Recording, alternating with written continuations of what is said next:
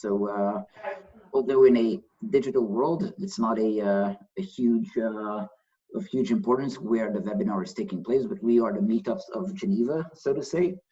And we've been doing shared events on and off in the past as well. Whenever we found topics or opportunities that match, then we teamed up. And a similar push came because of the COVID crisis that we are living through now. And that's why we thought that we'll team up again, because usually what we go for is let's have direct interactions and people in the same place. Right now, we don't have a restriction on space, so that's perfect. So why not have everyone together? And the topic that everyone wants to hear or talk about anyway is, okay, how do we navigate this virtual world, this virtual work environment and remote work environment? So that's what we will be talking about today. We are not sure, as no one else is, how long this whole thing will last. So maybe there will be some future shared events coming up in the next months. So keep a lookout for that, but we will let you, of course, know. And I'm in the meantime welcoming everyone who has joined since we started. And maybe what would be a good thing to do is for all the meetups to give just a few sentences of introduction on what they generally do and what they are about. So first, I'll give the word to Manishka from Women in Digital to introduce their meetup quickly. Manishka, yeah. Hello, everyone, and thank you, Peter. Hello, everyone who's listening to us tonight. So a quick introduction for, about Women in Digital. So we are a community of women, well, women, but we also see a lot of men coming and presenting during our meetups. So most of us work in digital. We organize like monthly meetups in Geneva. But because of the COVID-19, of course, we went virtual this month and in the coming month as well. So during those meetups, we hear from amazing speakers for like-minded, driven women. We come together to learn, discuss on the latest trends, what is happening in the digital world. So we normally organize local meetups, which are organized in Geneva, in Lausanne, Basel, Zurich, and St. Gallen. So we highly encourage everyone who is connected today to come to our local meetup in Geneva. So we communicate on that on our meetup group. And also to follow us on social media. We are on Twitter and LinkedIn. And you can interact with us. Priyanka and I, we are the co-organizers of Women in Digital Geneva, and we definitely have other co-organizers in different regions who are on this call. So thank you. Awesome, thank you. And over to Lucas about the growth hacking meetup. Hello, everyone. Pleasure to have you all there. Normally, I used to do a joke, at the beginning to see about the feeling of the temperature of the room, but now it's a bit more difficult. But anyway, so I'm the founder of Growth Hacking Romandie, association essentially based in Geneva, but we've already done some few events in Lausanne. And what we do is that we provide some proven practices and some also result-driven actions to develop your business. So it could be for small companies or bigger companies in terms of different ways in terms of growth. And so we started with some typical events such as meetups, a bit like, of course, Women Digital and Peter's meetup. And what Gavin is also part actually here of the organizing team here at this meetup. And we've provided already some different formats such as breakfasts, but also some private workshops dedicated to growth. And what's great about this meetup is that we managed to gather a community of consultants, marketers, people from the corporate world, and even entrepreneurs to exchange on ideas and tips and tools. And to finish off, we're going to have our next event, which is also going to be online on the 29th of April. So keep posted on that. And the subject will be on retention and we'll have two great speakers to talk about it. We'll have the senior manager churn and retention of Sunrise, but also the global associate director of loyalty and CRM from P&G. So voilà, have a, hopefully, if I'm wishing you all of guys a happy webinar altogether. Awesome. And Jesse, can you round the things off? Yes, I'm Jesse, and together with Peter, we host not Peter's meetup, but the Digital Strategy and UX meetup, which has been going for over 5 years. I think we're in our 6th year, over 2,000 members, so pretty large group of folks here in Suisse Romande. I think we've done upwards of 50 events, perhaps a little more, a little less, I'd have to count. But we've similar to what Lucas was saying, we have people from industry, people from United Nations, nonprofit, as well as academia, and it's all things UX, but it's also many things non-UX related. So digital strategy is quite a large and vast space, and so we've touched in the past on things like artificial intelligence and many other things like data visualization and things like this in some recent meetups. And unfortunately, we are not able to host our meetups in person, which is really my personal favorite part about it, but I'm really glad to be here with you all virtually. Usually we have an apéro at the end, so if anybody wants to stick around for one, feel free. Indeed, thank you very much, Jesse. And to all the participants, this is new to us as well. As mentioned by everyone, we always do physical events, and that's what we like to focus on. However, situation as it is. So we might find some technical difficulties and some challenges here. So stick with us. You do have the ability to ask questions. So as the presentations will start in a moment, there's a Q&A at the bottom. So you are able to click on that and just type in your questions as the presentation is going on. And then we will call those questions out after the presentation, 1 or 2 of them. And there will be also some kind of networking that we are experimenting with. And we will talk more about that at the end of this event. But we're trying to follow up right after this event with a little breakout sessions. So we'll get to that at the end. And then without further ado, let's get started with our first speaker, who is Eva Miendlarzewska. She is, what I really like about her profile is that I couldn't sort of say it in one very short sentence.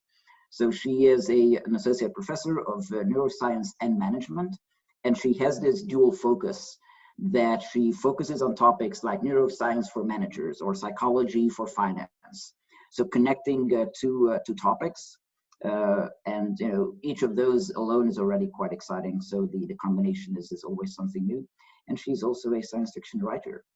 So without anything else, Eva, please feel free to add anything that I missed, and then give us your thoughts about science related to confinement, political impacts, cognitive constraints, and all that. Thank you very much, Peter.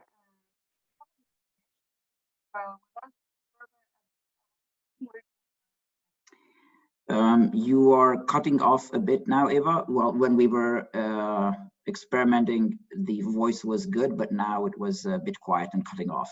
Is it even worse now? No, it's not. Now it's better. It's better now. Okay. All right. So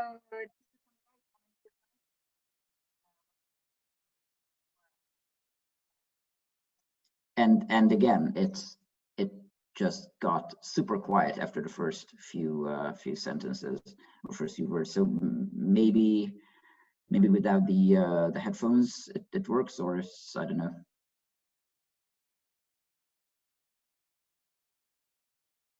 I'm asking the other panelists, am I the only one who's not hearing No, I Eva? think we have a problem with Eva's audio. Yes, I can't hear her either.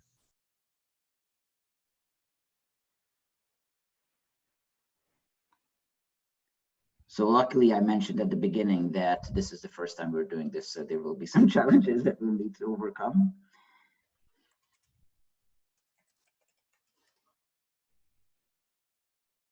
this is so classical that when we were preparing, everything seemed good, and now we have some challenges. Yep, we can hear you now. Okay. So I'm just going to stick like this without the headphones. Okay, perfect. Yes. So just 2 words about what I'm trying to do is I'm trying to introduce the sciences of human nature to business. Because I myself have a double degree in management and I worked a little bit in business before switching entirely to neuroscience and becoming a researcher. And I noticed that there was a lot of science of human nature was really missing from the curriculum of future business leaders. So I'm trying to close this gap and sort of bring the real science of how we behave and how human beings actually function in daily life, and specifically in economic and financial decision making, to people who will be making important decisions in business in the future. So I teach a course I designed at the International Management School Geneva.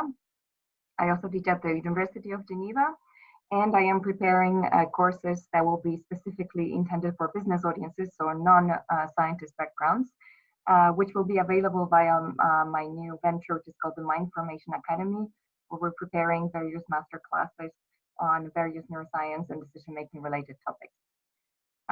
Okay, so it's a really big question that you asked me. So this is by no means an exhaustive list of things that I thought might be important to what's happening. I thought about 2 scenarios because nobody's taking the crisis the same way. There's a lot of individual differences in how people can handle confinement. So I focus on sort of 3 most important areas which I think will affect our decision making, and I'm taking this very individual neuroscientific perspective.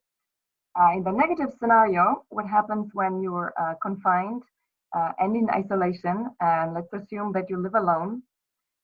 So your contact with another human being is very much limited because all those opportunities for social interactions are gone. And people might fall into loneliness, which is a state that has been investigated in recent very alarming surveys showing that it actually increases the risk of premature death more than cancer and obesity combined. So loneliness is very bad. Loneliness is very bad for our social nature. And then there's another thing that will set in since all our social activities like sports and meetings and all the apéros that we did at work after hours suddenly fall out. So there's a gap of time that might promote boredom. And this gap has to be somehow filled with activities that you can do on your own or with a limited participation of other people. And so this will definitely cause some discomfort in the short term. What's also happening is because all these socially rewarding activities are gone, and social reward is one of the most powerful types of reward that we experience in our brain, we suddenly might feel a lack of dopamine and opiate stimulating activities.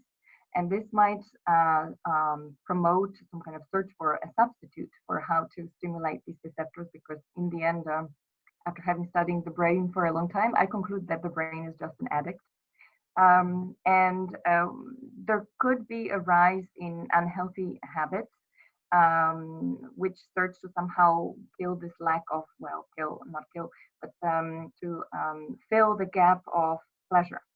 So this could be, for instance, binge watching Netflix, playing video games, but it could also be turning into alcohol, for instance, or binge eating.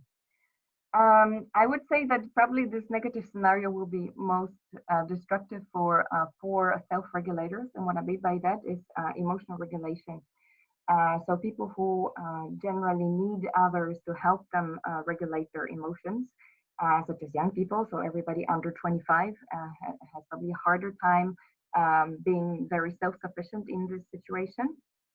And people who need sensation, who need some strong emotions around them, because suddenly they cannot go out and express themselves that way.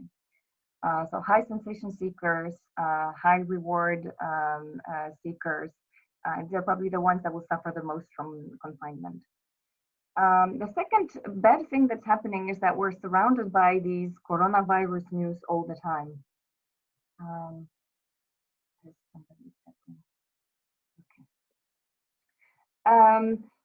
The second source of negativity, or let's say a negative impact on our behavior, is the fact that suddenly the news have become really monothematic, and it's coronavirus 24/7. And if you just listen to this, it has been shown that even 3 minutes of bad news in the morning primes people for feeling negatively 6 or to 8 hours later in the day. So it really might increase the amount of negative affect that people feel if they actually listen to the news. Because now I believe this is what's happening is the news have always or have had recently a tendency to become more and more sensational and negative. But if they are now just about one thing about dying, that's definitely going to have a positively toxic influence on how we feel during the day. And it might also affect us not just during this one day that we're watching the news, but also in the days to come, because the brain is a kind of expectation forming machine. So we form our beliefs that are being fed by everything, the information that we surround ourselves with. And it forms a kind of belief about what the world outside is. So if you're watching the news all the time, daily for the past month or two, and it's only been about death tolls and the risk of going out and contagion and so on, then probably your expectations about the world and how optimistic you are about it might have changed as a result. So what I suggest is actually some form of detox, or try to reduce the amount of news that we're watching right now, or try to balance them in terms of the type of emotions that they convey.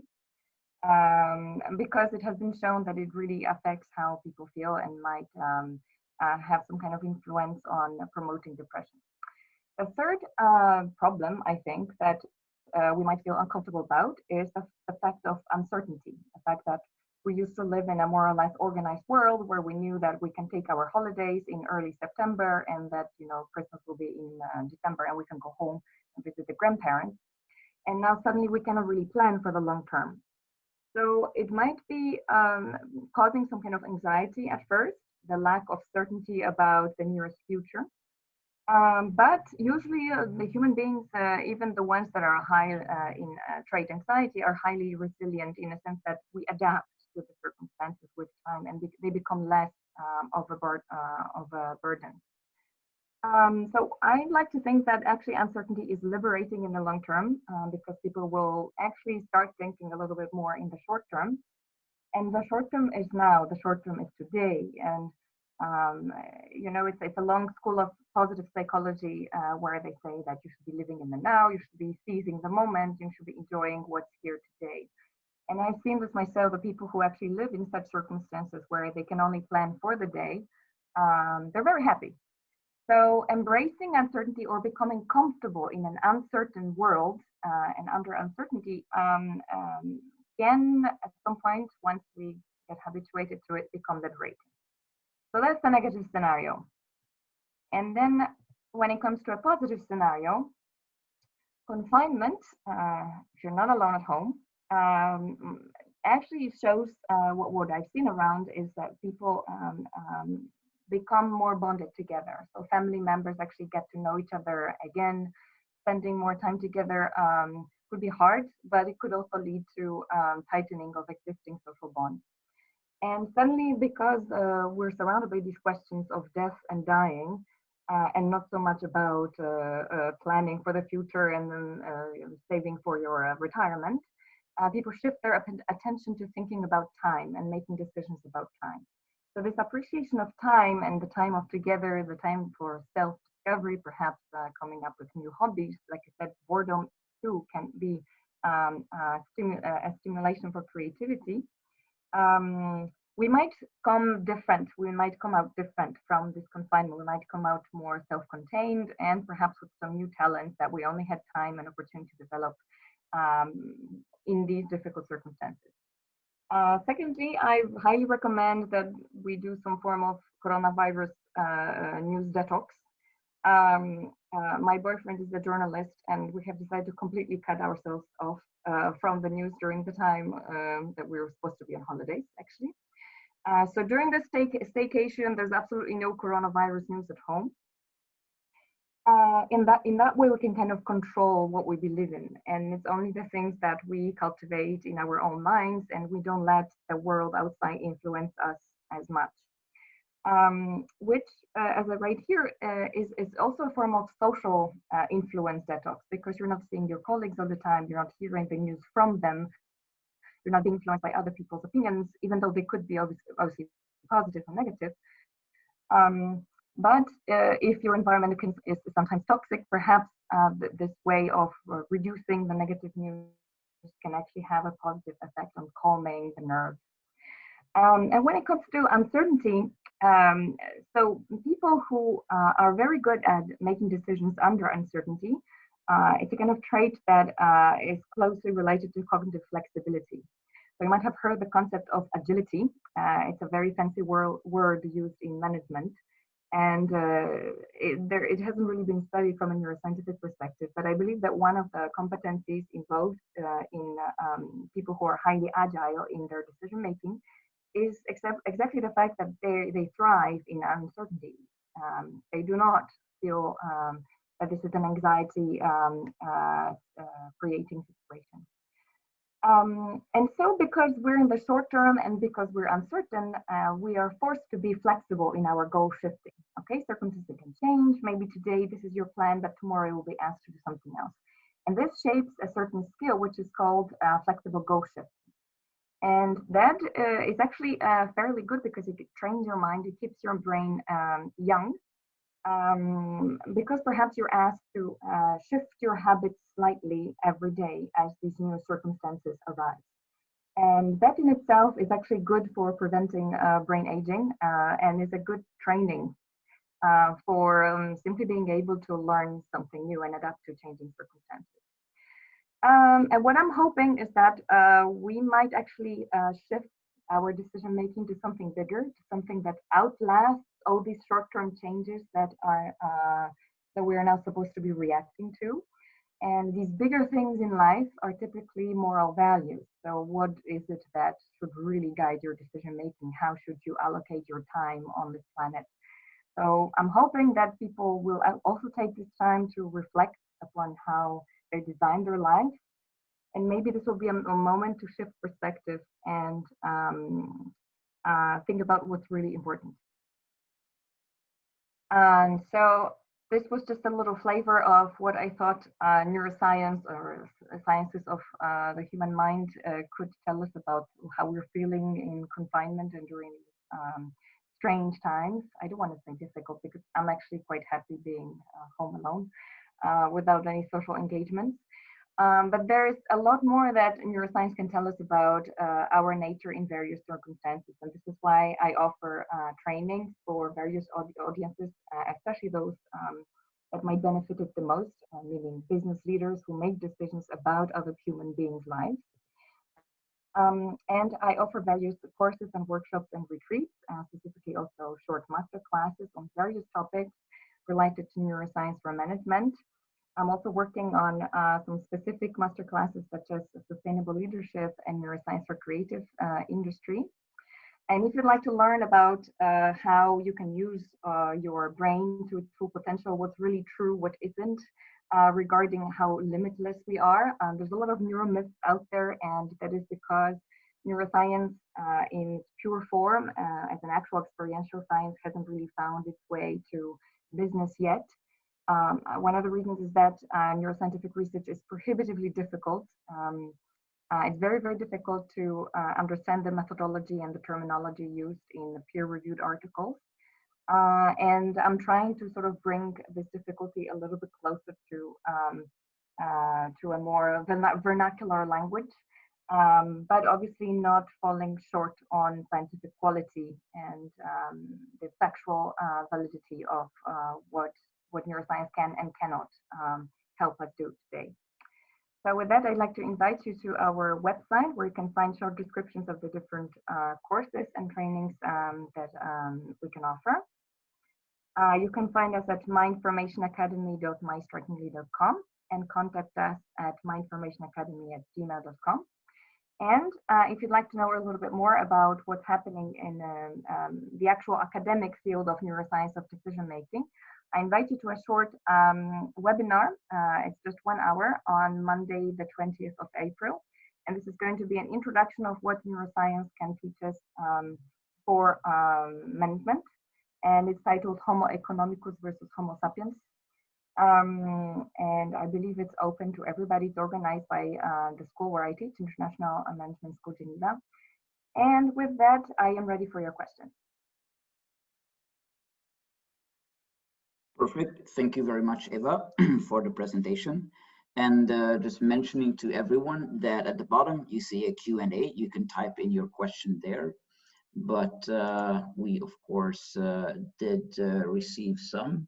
So there was one asking specifically around what can you recommend to managers or people who are responsible for other people on how they can keep their team motivated? Because it's one thing to keep yourself motivated or know whether, you know, this type of experience is something that you actually appreciate or rather would shy away from.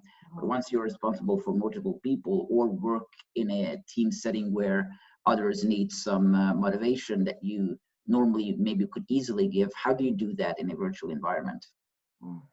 So that's very hard. Actually, I forgot to mention this, but this is definitely something that I myself also feel is missing. People are highly motivated by just co-working with others. So just having somebody on your side is motivating to keep focused and increases productivity, because we are social animals and we enjoy having others as company. So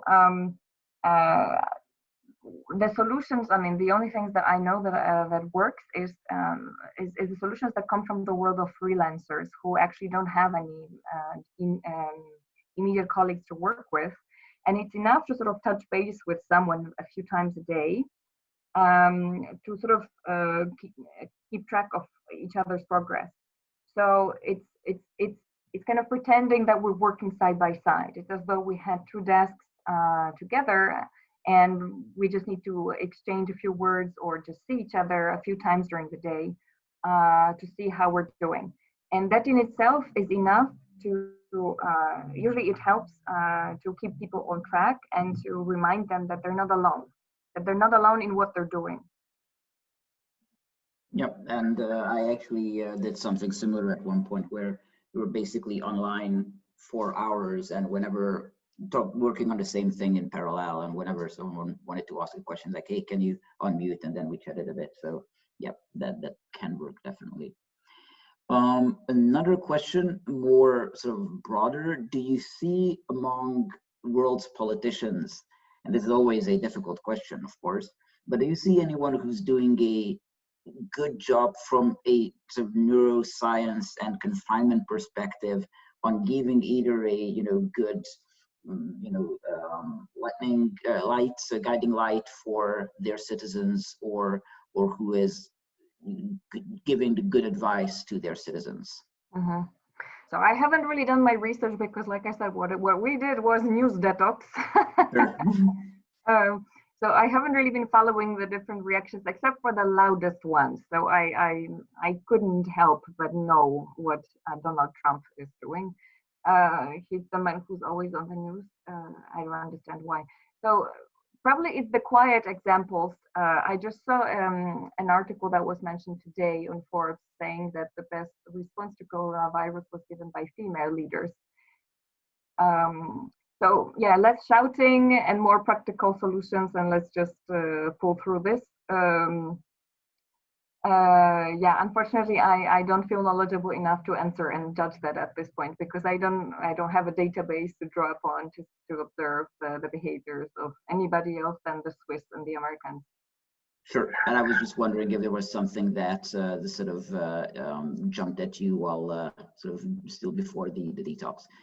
Eva, thank you very much. I'm wondering if we are able to share your slides afterwards with the attendees. Of course. Perfect, then we will do that. And thank you for that. And then for the people who arrived in the meantime, a quick intro. This is multiple Geneva-based meetups and Switzerland-based meetups who are joining forces to bring you the topic of how to accelerate in a remote world and various aspects of that, as we often try to do, take one topic and look at it from various perspectives. And there's 3 more presentations.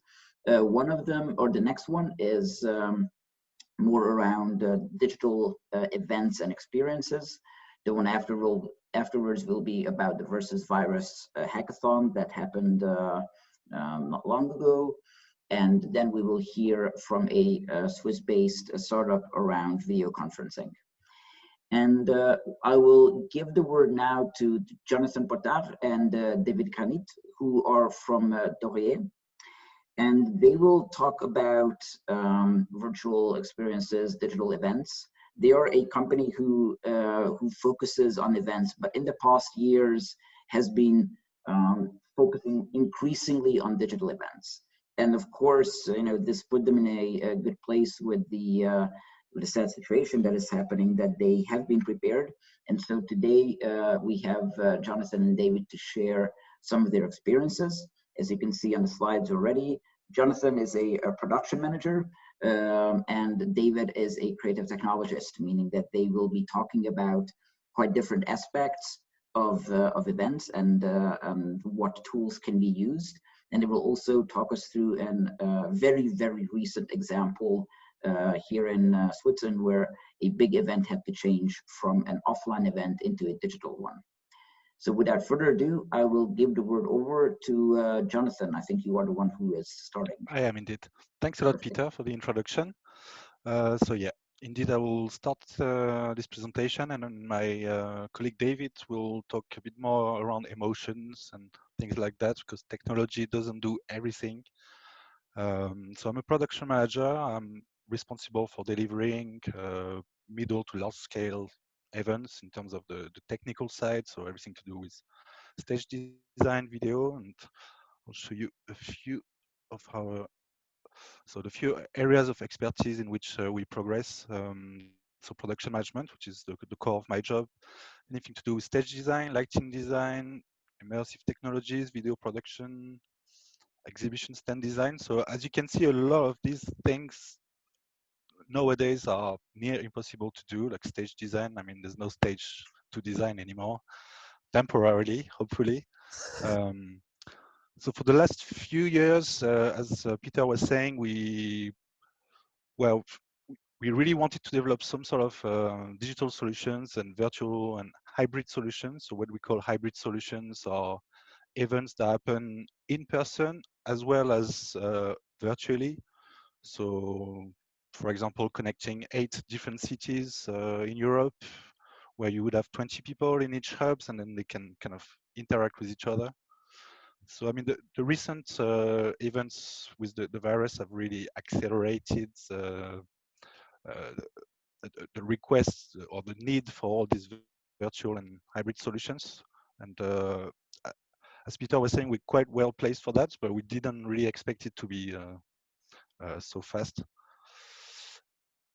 So yeah, it's been very challenging time for the event industry. I mean, the first measure that was taken in Switzerland was to cancel all events above 1,000 people. And we feel that would be probably the latest thing, well, the latest restriction they will remove.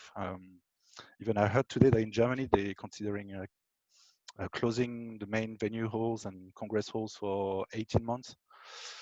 So we have no idea what the future will give us, but so yeah, the first thing we had was a lot of cancellations. Let's face it, a lot of our clients did not want to take the risk to infect other people, and then it became absolutely impossible to organize in-person events. So a lot of shock for us, because we had to, events that we've been planning for years, well, not years, but maybe a year or 6 months. Everything's installed. Like at the Geneva Motor Show, we had, everything was installed, like we're ready to go, and oh, it's cancelled. And you have to dismantle everything. It's like, what? Obviously, there's some legal issues that came with that, and cancellation fees and all this. So that was quite a really complicated time for us.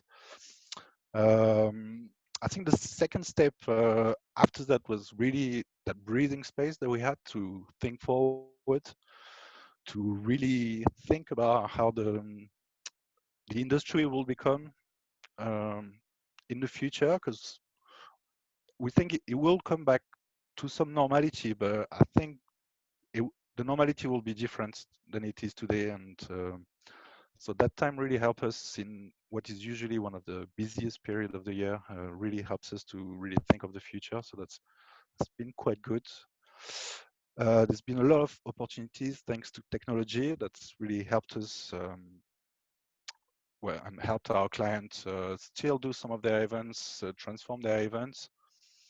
I mean, even technologies like Zoom are really accessible to anyone, and you can do a lot in Zoom. You know, you can do breakouts, you can do live interpretation. There's so much you can do for very little amount of money. And but then there's some safety issues, which David will talk about in a bit. So basically, all we've been doing is trying to transform events instead of canceling them, and try to convince our clients that would be the way forward.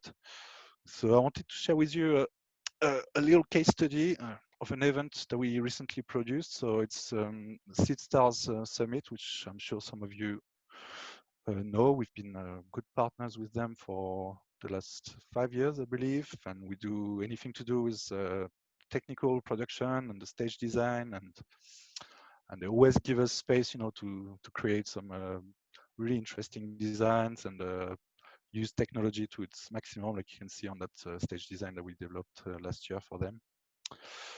But basically, following the cancellation, where the restrictions from the federal government on events over 1,000 people, the event got cancelled, and that was in early March. Then it took another 2 weeks, and they really wanted to transform and the event into something else, and we talked a lot, and basically, so the event was on the 3rd of April. And basically 2 weeks before, we literally started working on transforming the event. So that was a massive undertaking. So yeah, the event is, just to give you a bit of background on the event, it's the largest startup competition in emerging markets. It's a leading event in entrepreneurship, impact, innovation, and investment. And it usually holds about 1,000 attendees from around the world, and it takes place Swiss Tech in Lausanne. So yeah, the challenge, transforming the event to a fully virtual one. And the result is was really successful. They basically had 20,000 plus registrants for the live streaming that we produced with them. So I just wanted to show you how we did it, or to give you a few clues. What I'm convinced with is like constraints really pushes people to be creative, and I think on that project we really got creative and really managed to reshape the event totally, and so that it still made sense and still could hold the world competition for the startups. And so there was really good teamwork between the Seed Stars team and us, and a lot of work which we all did absolutely remotely or in our homes. We basically had to build new ways of recording things. Like we created a totally custom system to record multiple speakers at the same time in order to display them in a nicer kind of environment. Like you can see at the bottom right corner, that's just a Zoom. We recorded that, reshaped it, remade it. So a lot of the editing work, everything was done remotely. We used a lot of exchanging, and then we used YouTube Premiere, which is quite a recent feature in YouTube, which allows basically to play a video like a live stream at an exact time. So Seed Stars really created some anticipation, and there was a lot of buzz around the live stream, even though it wasn't a full live stream. Everything was kind of pre-recorded, but it felt like a live stream because we had the social stream on the side. So that really worked, and we created a magazine as well. That was one of our suggestions, to give a bit more of a formal introduction to some of the startups that were competing in this great event. So technology really helped us, but it's not enough, and that's where David comes in to tell us why. Thank you, John. First of all, I'd like to point out that to be able to transform an event in 2 weeks and manage to have 20,000 people and a happy client is some effort, and congrats to you for managing that project and being able to transform that fast. If you can go to next slide, please, John. Do you want me to take control? I think I can. If I request control. So I'm David, and my role in Dorier is a creative technologist. My job is to help producers and project managers to find the best way to integrate tech in a creative way. So my job is to go from technology to emotion. I'm really human focused, and my background is half technology, half arts. So I'd say I'm a creative profile. I'm not sure I have control. You are controlling, John. Okay, there we go. So I jumped a slide, I think. I think just give me the cue and I'll... All right, well, go ahead. That's your next slide. That is my next slide. So obviously our job is to facilitate communication, and the communication model works in real life, and it's pretty much the same in digital world. We have a sender that wants to convey a message. We have somebody, a receiver, that is supposed to receive the message, and each one of those people have their own context, and then we convey the message with the communication channel medium. Our job is really focused on, obviously, the facilitating the communication channel, but it is not limited to technical solutions that might just be I would say, the vector of the information.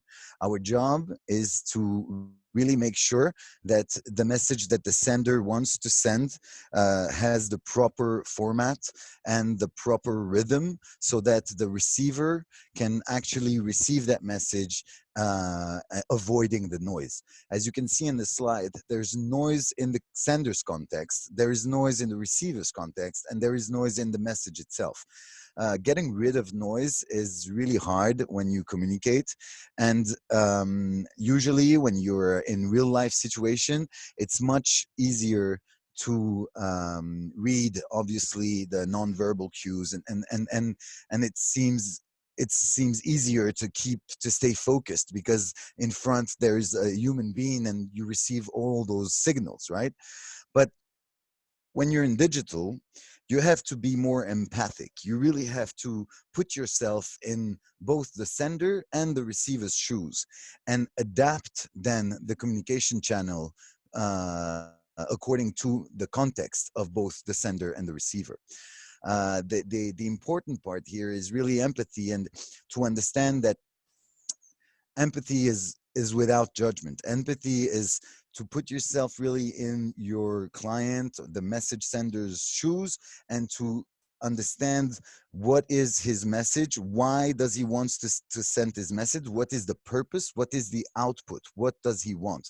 And then you have to consider emotion. You have to understand that we are in a crisis, we're in a complicated time.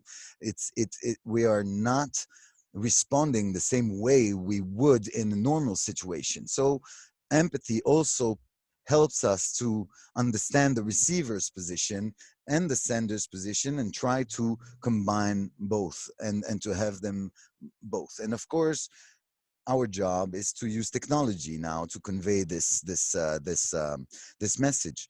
We're very familiar with real life situation where emotion will come with music, with light, with rhythm, with people on stage, with good speakers that convey energy and drive engagement and drive the feeling that there is a purpose and that we're going somewhere with that message.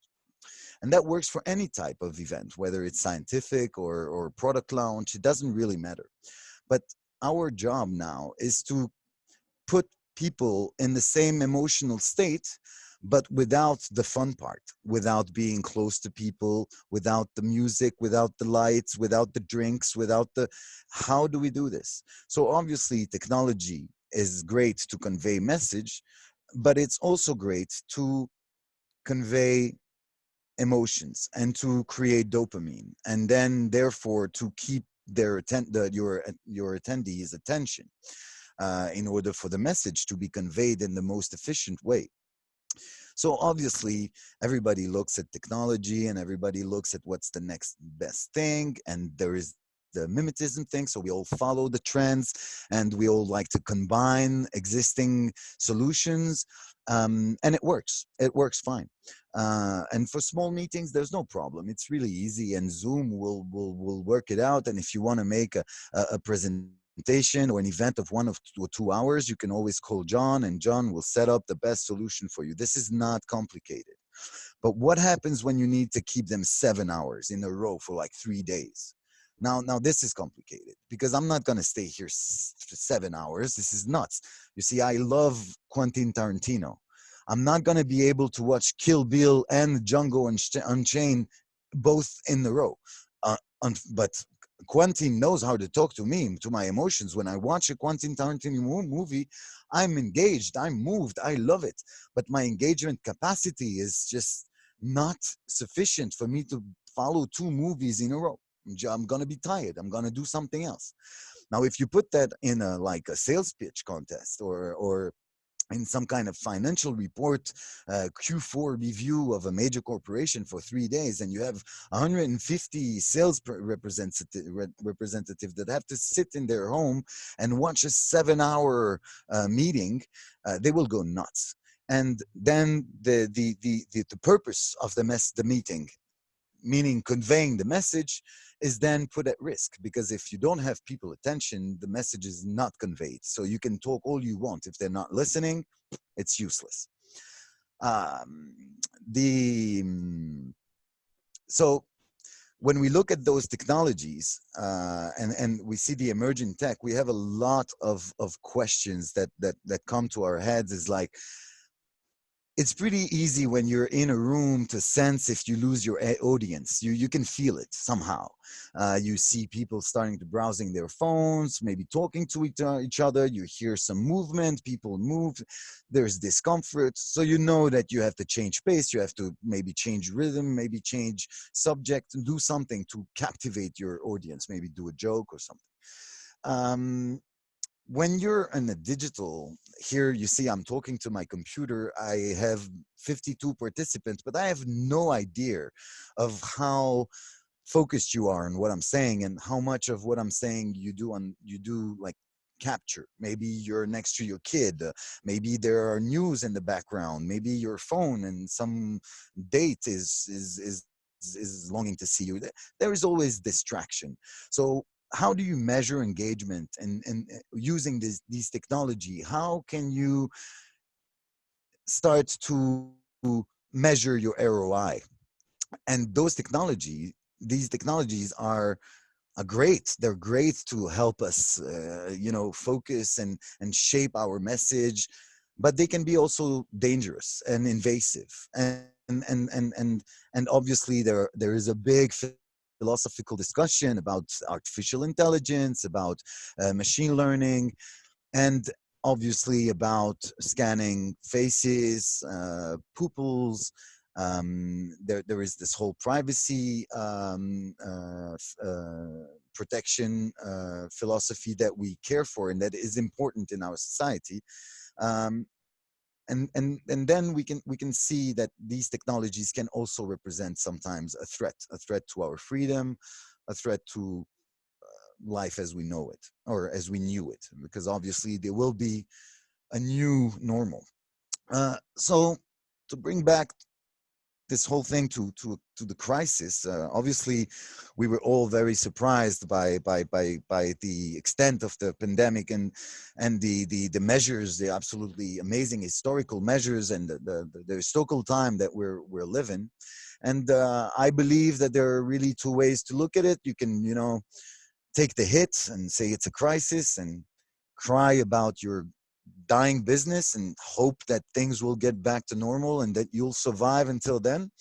Or you can decide that there's a shape shifting in the ecosystem, there's a new paradigm, and there's an opportunity. There will be needs, there will be providers for those needs, there is a market, there is a goal here. We can do something with what's happening, and moreover, if it's not only for I would say message sake or business sake, there is also, I believe, in a philosophical and more of a humanity opportunity here for us to rethink the way we live in a more general way. But I'm not going to go into that. So obviously there are opportunities in this crisis. I'm sorry I'm going over time here, but I'd like to get my point across. So here is an example of a company that really at first had a great, a great time with this coronavirus.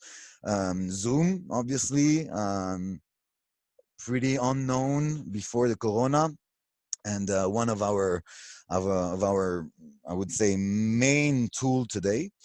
And so we see here on this slide, you can see how Zoom has gone from 3 million to 100 million annual meeting participants in 3 years.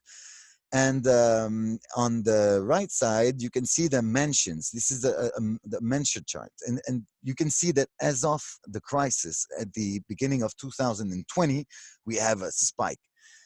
Plus 1,654% of mentions on the web, and in terms of download and installation, we have plus 728% since March 2nd. So anybody that has Zoom shares or that is in this team had an amazing beginning of the year. For them, it was just absolutely beautiful. It was great, and they had I would say a startup strategy to grow up, and obviously they're data oriented, so they had deals with Facebook, and by having so much light on them, and by bursting out of the noise in such an amazing way, they became a target for investigation, a target for hacking, a target for nuisance. And this is what happens. Everybody now is aware that Zoom's has had or still has security flaws. But moreover, that's quite normal. I mean, more people use it, so more people look into it, more people find the flaws. But what we did discover, and which is more disturbing, is the relationship that Zoom had with Facebook and how they would share our data with Facebook without us knowing. So Zoom now is facing a real image problem, because around the world people associate them to lack of security and a bit of I would say dishonest data usage. So technological crisis can bring opportunity. Technology can benefit from this opportunity and can find its market in a really amazing way. But at the end of the day, it's really morals and values that will dictate, I believe, your lifespan as a solution for services. I think Eva mentioned it, but yes, we are social animals, and yes, this situation is a discomfort for us. We were social before we were human, so I believe that this situation is just temporary. Obviously, we have a lot to learn from this situation. Tech adoption, family values, friends. This is a really amazing time for all of us, and I think that it's an opportunity not only to shapeshift our business, but it's also a way to shapeshift ourselves and therefore our society. And that's it for me. I had my last slide, but it went off. It was like looking forward to meeting you all again in real life. Perfect. Thank you very much, David and Jonathan. We have a couple of questions, and I'll start with something that's very specific. Looking at the Seed Stars event that you just had, and I visited that a couple of years ago, a couple of times actually, and it's really, like with these larger scale events, there's a lot of opportunity there to really control the environment, the lights, the sounds, to animate the people, and the animators as well are really active at, or are really active at Seed Stars.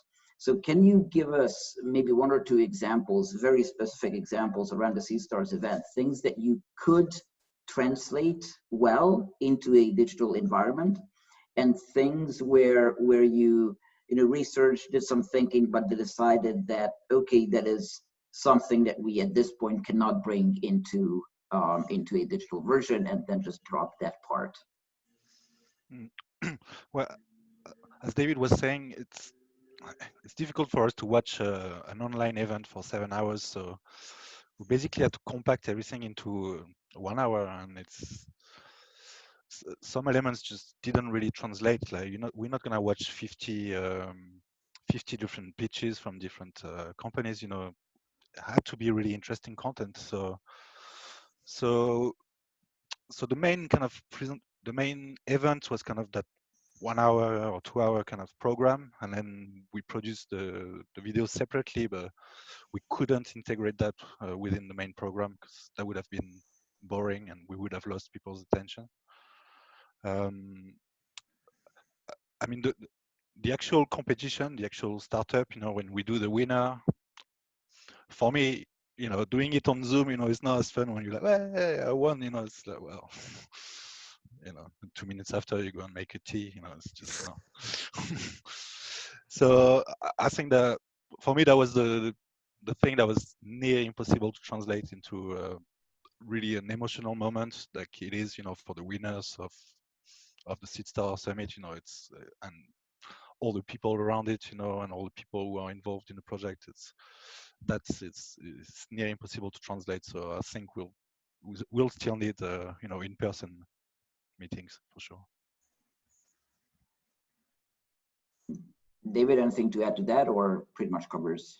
No, I think John's got it.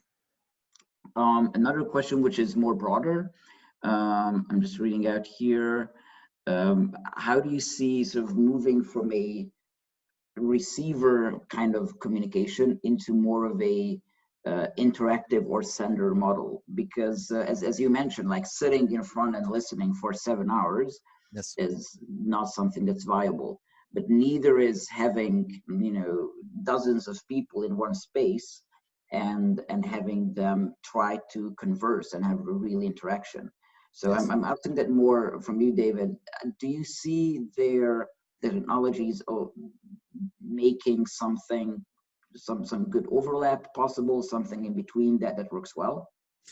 Yes, there are many tools, and I think the answer is not in using one tool, but in the combination of tools. You see, for instance, if we'd had if you have a moment in a plenary for 1 hour and you convey an important message during that 1 hour plenary, then you can break this into smaller sessions with something that is more lighter, I would say, is something like, I don't know, yoga class or some inspirational talk of 15 minutes, like a TED format, something that allows you to disconnect without feeling guilty, and that lets you recharge and inspires you and then gets you ready for the next serious topic. So if you really have a 7-hour event that you need to digitalize, yes, there are ways to keep the people attention, but the secret here is to find the right tool for the right moment. And you have to consider this event a bit like a formula, saying, okay, well, if this, it starts with an important message, then we need some kind of dopamine shot, then we need some kind of social interaction, and then you translate this little moments with technologies, and sometimes it can be VR depending on the equipment. Maybe people have VR sets, so then we can do a little VR experience together. Maybe it's not VR, maybe everybody who's with iPhone, so they can use Tio or something. Then for a bit of gaming, then we can use maybe collaborative tools like collaborative whiteboards. And then it's up to us organizers to find that formula to give the right rhythm to a 7-hour digital meeting that will allow people to feel change, even though the screen is still the same and the chair is still the same. There we can engage people in moving together and having fun, sharing stuff. And there are many technologies. I'm not here to tell you this technology is better than the other one. The best technologies are the ones that answer the actual needs of your client right now. And they combine. Sometimes a low-end tool will suffice, and sometimes you would need to spend a lot of money on a very big hardware because this is what the client wants. The tech itself is really not important. It's a tool, like a hammer and a needle, or it's a tool. It's really the way your crafting skills that will define the success of your event. Perfect. Thank you very much. We had two questions, which we are basically already sort of had ourselves as well. One is, how can we replace the networking aspect of a physical event in a digital way? And we will try to do that right after this event. And someone else is asking about a list of tools or technologies that are available. And I agree with David that, yeah, there's a gazillion ones. And right now, basically every magazine and every blog is writing about various tools, so you'll be able to find comparisons. But what we are trying to do as meetup organizers as well is to pull things together that we've come across into just one Google Sheet, and we'll make that accessible to our attendees as well, so they can take a look, just zoom through things, find something that might be something they haven't heard of, and yeah, just see if there's anything that helps them. Thank you very much for Jonathan and David, your presentations. Welcome. And then we are switching now over to Gavin Lancaster. So Gavin was one of the many people who organized and co-organized the Versus Virus Hackathon that happened, was it last weekend? It was weekend before. We can't hear you yet, Gavin. It was, yeah, unmuted. Sorry. It was the weekend before Easter, and it was one of those global hackathons locally organized with a sort of a central will, but then local organizers making it a reality. Because when you have thousands of participants, as this Versus Virus Hackathon had, you need a strong apparatus to actually make things happen and keep people engaged. So Gavin who is, as mentioned, also a co-organizer of one of the meetups, the growth hacking meetup in Geneva, and he was working on the Versus Virus, if I'm quoting correctly, with Impact Hub. Yep, correct. Gavin? Correct. Yeah. So he'll tell us a few things about, some numbers, some outcomes, and some of the difficulties and challenges that they overcame. And over to you, Gavin. Okay, good. So yes, I'm going to be presenting to you the online hackathon Versus Virus. I guess some of you might have heard about it. Before I start, I will present myself. So my name is Gavin Lancaster. For the Versus Virus Hackathon, I was the lead coordinator for the program and the concept.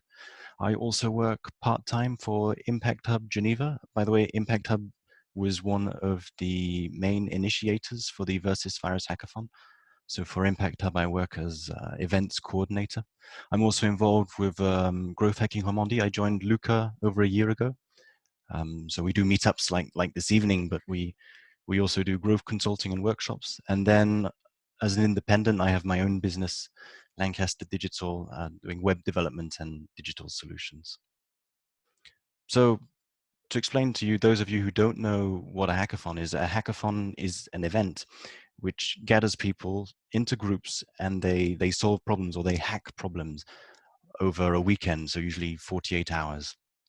In this case, we had 14 topics relating to the coronavirus crisis, and we opened up and accepted challenges from our partners, from people of the public. We really opened it up to everyone, and we got over 500 proposals. So we didn't share that with everyone. We narrowed those down to about 190 challenges, which we then presented to the participants. We had around 4,600 or so participants, which we split up into 600 teams. We had over 190 partner organizations, 500 mentors or experts. So these were people who were experts maybe in medical field, in programming, in statistics, in all fields related to the topics we chose. In fact, we also had, so the mentors were meant to help the participants, guide them and provide assistance during the hackathon. And we also had 24 parliamentarians who actively engaged with the participants and helped them along the way. And after the 48 hours, we had 263 projects that came out of this. Of the 263 projects, the mentors selected 84. And then of those 84, our jury selected 42 highlights. So what inspired us? Some of you might have been aware of the Wir versus Virus, excuse my pronunciation, which was the German equivalent. This was, I believe, about 2 weeks before our event. And it was also a hackathon trying to hack the coronavirus problems. And since this was Germany, this was on a much bigger scale. They had almost 43,000 participants, 3,000 mentors. And since Germany is about 10 times the size of Switzerland, we expected to have around 10% of the amount of participants. And this turned out to be the case. Our resources. So we have the patronage of 2 federal government departments, over 190 partners who helped to spread the word. Some of us even helped, gave some money for the project. In fact, we were able to raise over 700,000 Swiss francs. And we had a core team of around 40 people working full-time on this. But in total, before the event, we had over 100 people working on this. And then once the event got started, including the mentors, we had several hundreds of people. So these were our 190 partners.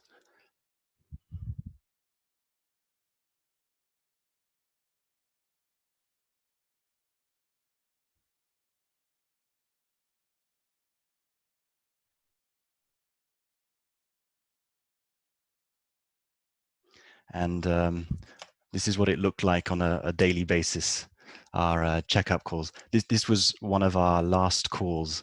So as a celebration, we were all wearing funny hats. We weren't wearing funny hats throughout the preparation for the event. So the program for the event was inspired by the German hackathon, but we also used some of the learnings from the German hackathon and tried to adapt it and made it how we thought it would be best for the participants. So I mean, the day beforehand we had the registration, and then we also learned that from the German hackathon they had a lot of IT problems, and people needed a long time to be onboarded for the hackathon, which is why Friday morning we gave them a lot of time to get familiar with the tools for us to be able to provide them with help. During the event, we also had 2 moderators who moderated the opening ceremony, some of the panel discussions, some of the update sessions, and then the closing ceremony. We also had some how-to sessions to inspire the participants, so how to be creative, how to prototype, how to make a short video. Fun as well, we had a fun versus virus, so concerts in the evening, which we live streamed for everyone to join. And we also had some energizers in the morning, wake up yoga, muesli concert. I think we also had on Sunday afternoon, we even had a human jukebox. And then the hackathon, So the hackathon started at 6 p.m. on Friday and ended at 6 p.m. on Sunday. So really to give the participants 48 hours to hack on their problems. And then on Monday, we had the closing ceremony. So we gave the jury just over 24 hours, the jury and the mentors 24 hours to select the highlights. This was very last minute. The COVID-19 crisis was not planned, and so everything was a bit of a rush. Our major challenge was time. This was all done in under 2 weeks. Our other problem was also experience. Very few of the team were experienced in running large online events, and unlike Dorier, we had no idea what tools we were going to use or the best ways to engage people online. Also, there were some technical issues since we actually developed an application for this hackathon. We had not found any other programs or applications that could be used for this. So we actually had an application developed for this, and I can tell you the software developers did not sleep much during those 2 weeks. Then the other challenge, of course, was managing the 4,000 or so participants and the 500 mentors. How do you get them to connect? How do you engage them? And then just the whole logistics of the event. So how it started. I mean, there were a few, I think 4 or 5 people who were already sort of discussing, thinking about things inspired by the German hackathon. But things got moving on the 19th of March when they made a Google Drive where we started combining resources, or working on Google Slides together, Google Documents. On the 20th of March, we got a website online, virus.ch. On Sunday, I got a message in the WhatsApp group for Impact Hub Geneva Lausanne, actually calling for help, looking for people to join the teams and provide the human resources to help. And this is when everyone started pushing for more partners, for people to help. And then everything really came together on Monday, 23rd of March, when we made a Slack channel for the whole team to collaborate and work together. So to give you an idea of the tools or the platforms we used during the event, we had the Versus Virus app, we had the Versus Virus website, we had Slack for the participants, we had YouTube to stream, we had Zoom to manage the calls, and we used Open Broadcaster software, which we used to stream to YouTube, and it also enables you to add special effects, lower thirds, etc. And then DevPost, which enabled the participants to submit their challenges online.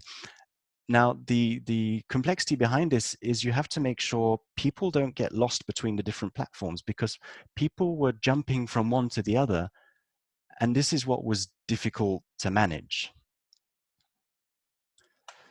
So I'll start by explaining the application to you. This was quite an ambitious project, and we'd set about several objectives of the application.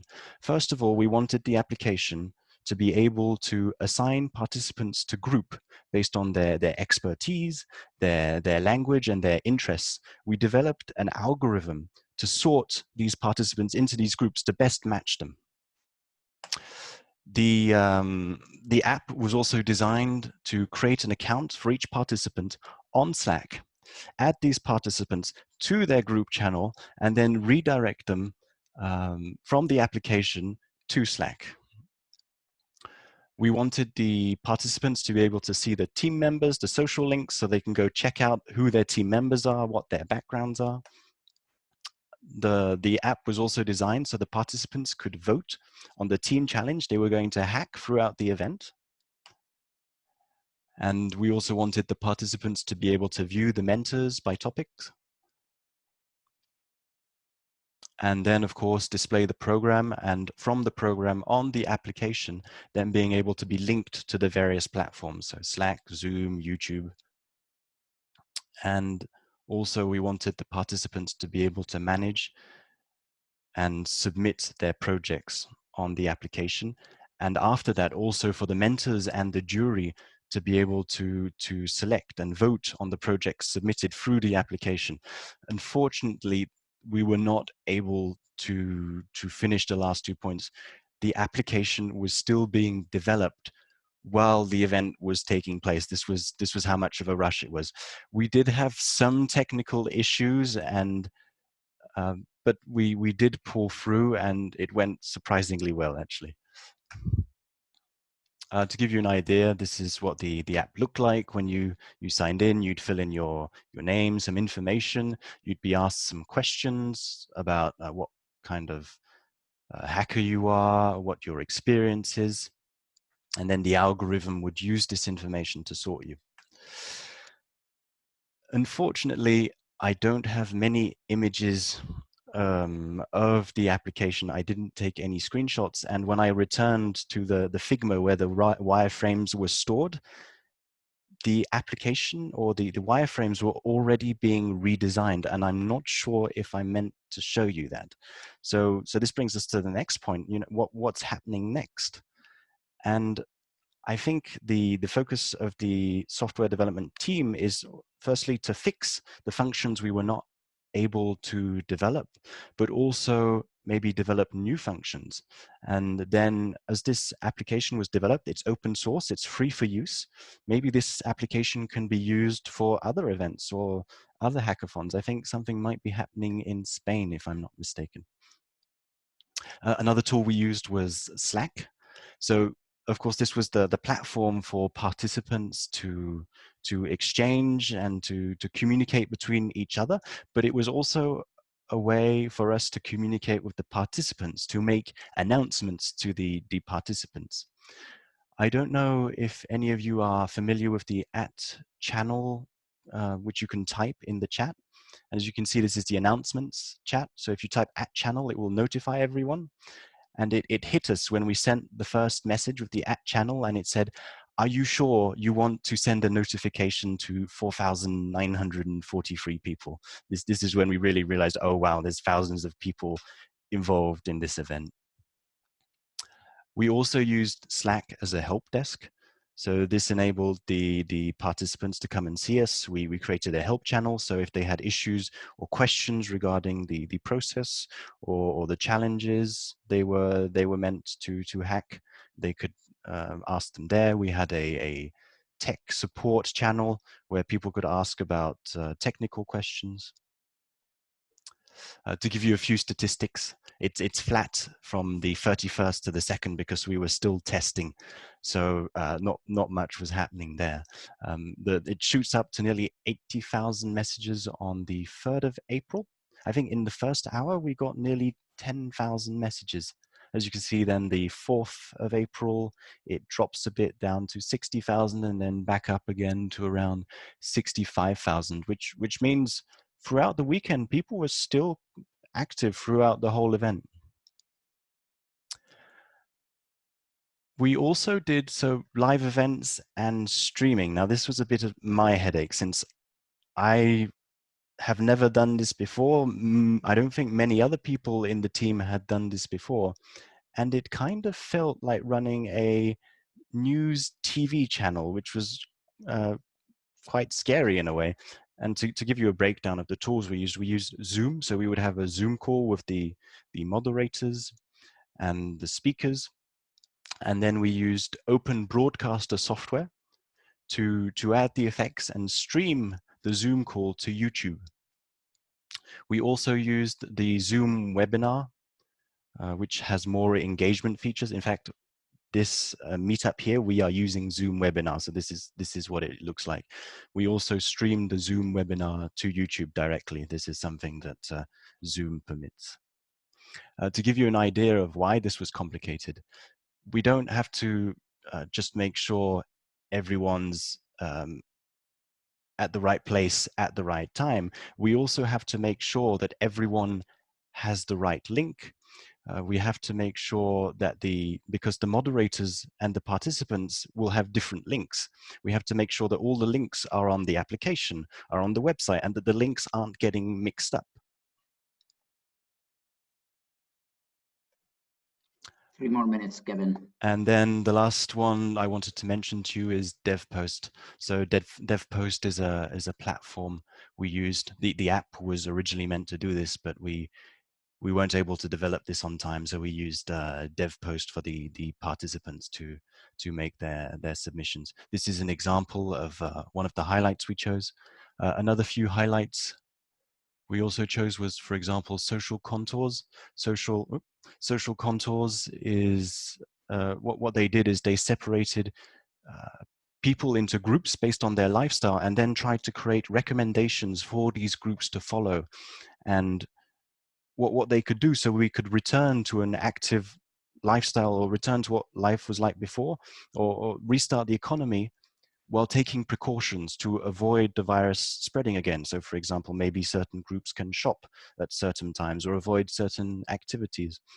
Another interesting submission that was chosen as a highlight was the Pandemia Parliament. Since the parliamentarians are not allowed to be present at the parliament and conduct their business as usual, the idea is to move all their discussions and all their votes online. This was the idea behind this one. And the last one I selected is connectingart.ch. It's a platform which is meant to promote art and the culture, since a lot of the events have been cancelled or moved online. The idea is to have them all centralized in one point so people can browse the events they can view online. And the learnings, this is what I call a conceptual slide. There's nothing else that's going to appear. It's a blank slide. We're still going through the learnings. We have loads of ideas of little things we can change, but to be honest with you, we're still focusing on pushing forwards the projects that have come out of this hackathon and trying to move things to the next level. We have not had time to go through and analyze everything that's happened. So if any of you would like to get in touch with me or would be interested in helping, feel free to get in touch. Yeah, so you can contact me here on my email, LinkedIn, or through my website. A small comment. For the 2 weeks that we were preparing for the hackathon against the coronavirus, I was so busy I actually managed to forget about the coronavirus. So that was a bit of a quite nice for me. All right, do any of you have any questions? Perfect, Gavin. Thank you very much. I think it was a perfect follow-on from the Dorier presentation, because they mentioned that you need to have a rhythm, and you showed how you had yoga sessions and live music and presentations. They said that you need to use various tools, and you showed all the various tools that you are using. So I think that's a great example of what was just before mentioned as something to strive for, and here is a very specific example. So thank you very much for that. I'm looking at the questions here. Nothing directly specific. One of the things that I would ask regarding the whole sort of organization, because when I looked at all the participants, those other participating organizers, it seemed that there's a lot of different organizers involved, or organizations involved. How hard was it to coordinate them and to coordinate internally? Or what is sort of a single best practice that you could recommend around organizing the organizers? That's quite complicated. I think this was a big struggle for you, and I don't have a real answer to that. I mean, one thing I did realize is that the big meetings were not effective ways of coordinating everyone, and I would prefer smaller meetings, individual meetings with maybe 2, 3, 4 people at the max. That's the best answer I can give you. Mm-hmm. Perfect. All right. There's a lot of people, or a few people, saying very good, and then thank you and good job. Looking at another one here. Yes, and Thank you very much, Gavin, for that. And with that, we will switch to the last presentation of today. And there's, as mentioned, I found it a bit discomforting when Jonathon and David quite rightly pointed out the existing shortcomings of Zoom. We did measure those, the ups and downs of using this tool, but reviewing all the literature, we decided that it's safe to go ahead with. Nonetheless, there's a lot of video conferencing software out there, and someone else asked earlier as well about what are the different tools that exist. And there's also a Swiss startup who focuses on the video conferencing and has specific elements that they point out as unique and things that they try to put the most effort into, and that is Podiobox. And we will have Gianfilippo Floridia, who will be talking to us about what they do, how they do it. Gianfilippo is a multiple entrepreneur. He has multiple startups, and as he said at the beginning of the call, unfortunately, this is the one that's taking off, meaning that, of course, they're not happy about the fact that everyone needs to be using a web conferencing solution. But it does show that if you're doing a startup, you never know where the need might arise for your solution. So Gianfilippo, are you here with us? Yes, I'm here. Hi.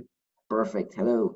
So with that brief introduction, I will give the stage to you to give a short introduction to how this Swiss video conferencing solution works and where it beats the competition. Cool. Thank you, Peter. Do you want to switch on my camera, or do I have to be blank?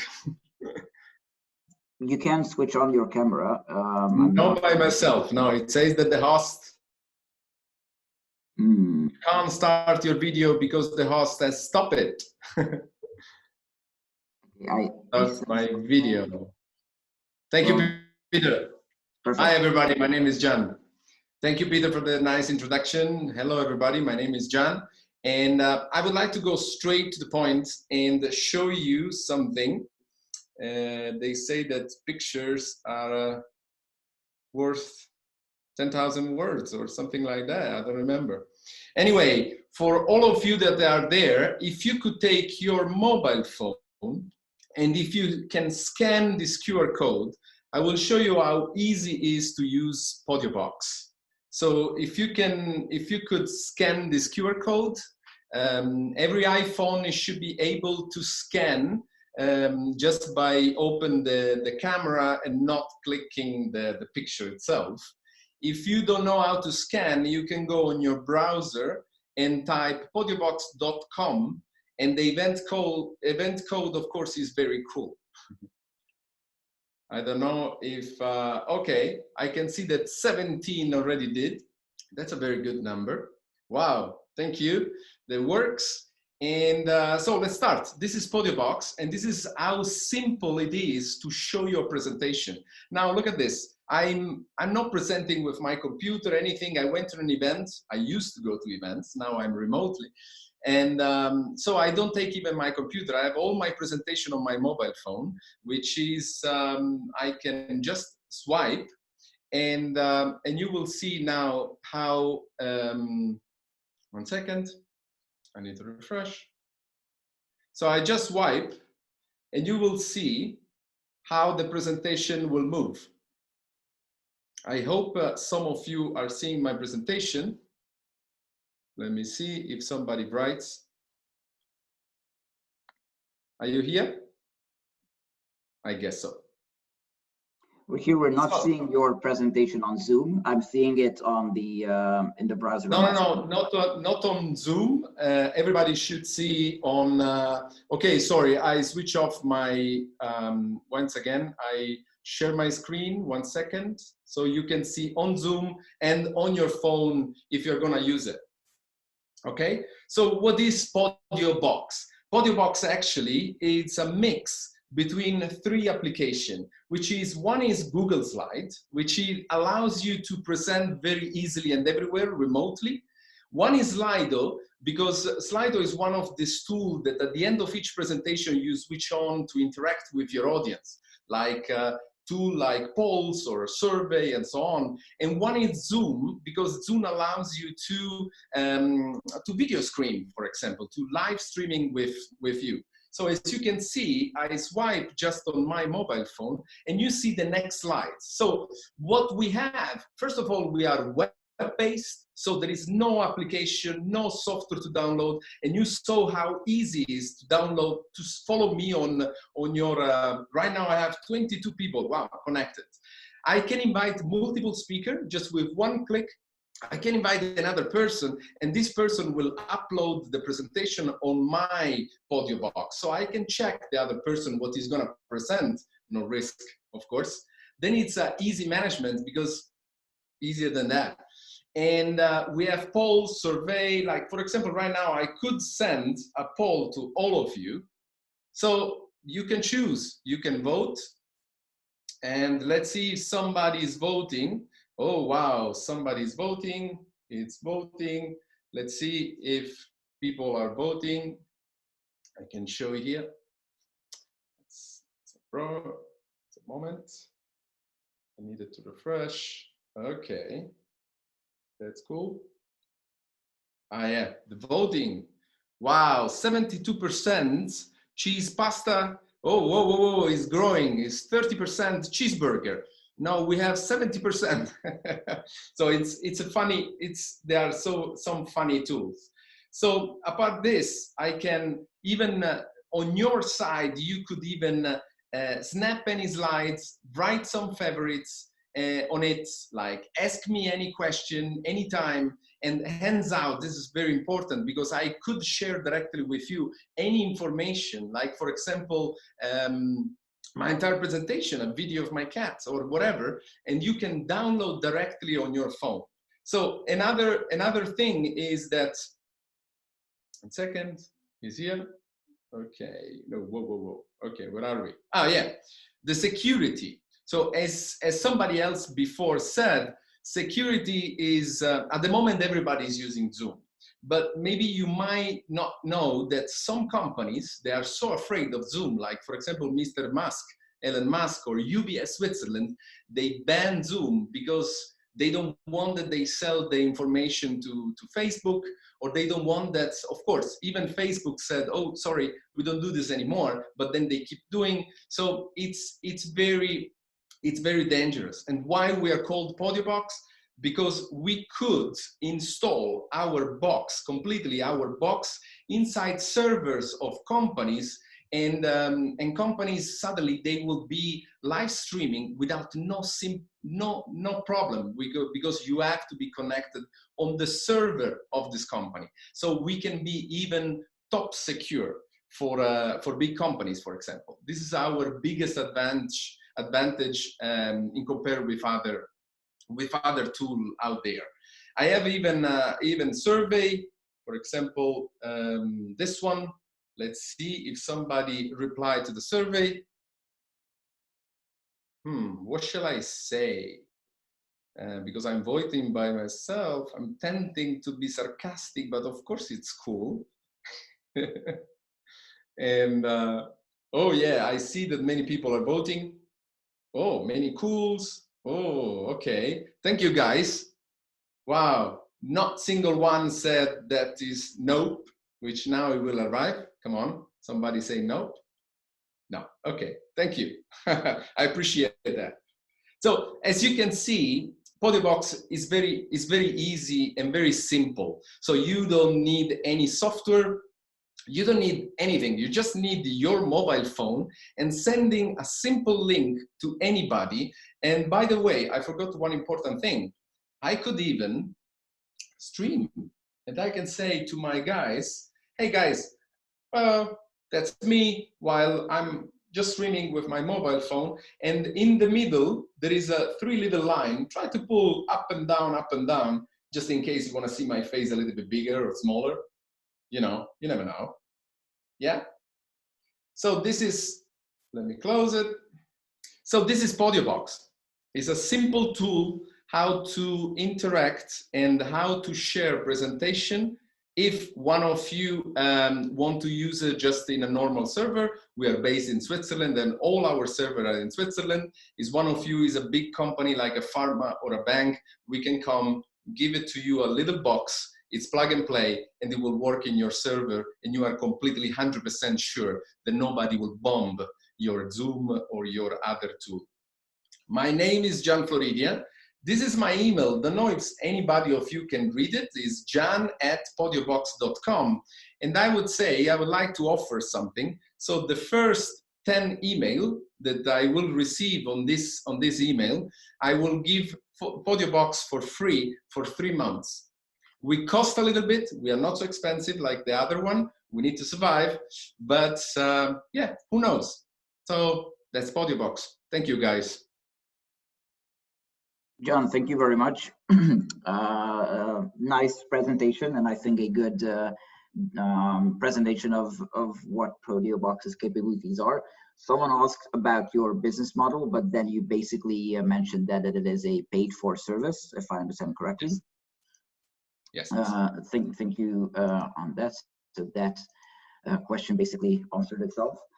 And what I'm curious about is, because what we always do as the meetups is we don't only invite people to talk about a topic, but we're also interested in them as a business. So you as a Swiss startup, there were mentions of how various businesses are getting some aid from the government. And at the beginning, startups were pretty much left out of that. So how do you, although you are in a good position because your product is on the rise because of the crisis, nevertheless, do you see that? How do you see the space of startups in the COVID-19 crisis in Switzerland? Oh yes, of course. I have many colleagues, fellow startupper in Switzerland, which have other businesses. And for example, a good friend of mine, she has a tourism business, and suddenly those kind of business are completely blocked. So I hope that the government will help some of those startups. I mean, we are not increasing, unfortunately, like Zoom, and but we have some traction, and of course. We didn't create Podiobox for this reason. Actually, our first reason when we create Podiobox, Antonio Casula, my business partner, and myself, we created to make it, to make any presentation, live presentation, easy. So we came with wireless before the COVID situation. So you could come in any presentation and present just without switching any projector, anything. You could present directly with Podiobox. Then we land on COVID and suddenly we are, let's say, in the right baskets. But yeah, going back to your question, I cross my finger and I hope that the states will really move forward and quicker to help many of startups out there, because, you know, we are in trouble otherwise. Thank you very much, Gianfilippo. And with that, again, a large thank you. And I don't know, virtual clapping, that might be a feature that we need to add to this software as well.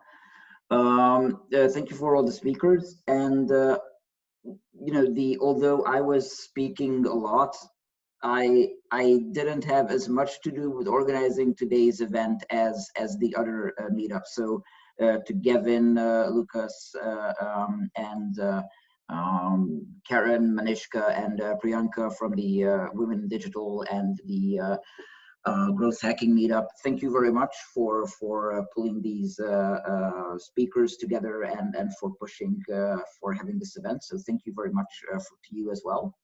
And without anything else, then I will hand over to Priyanka and Gavin, if needed, to discuss about the networking, because we do have a plan on how to have some actual apéro now as well.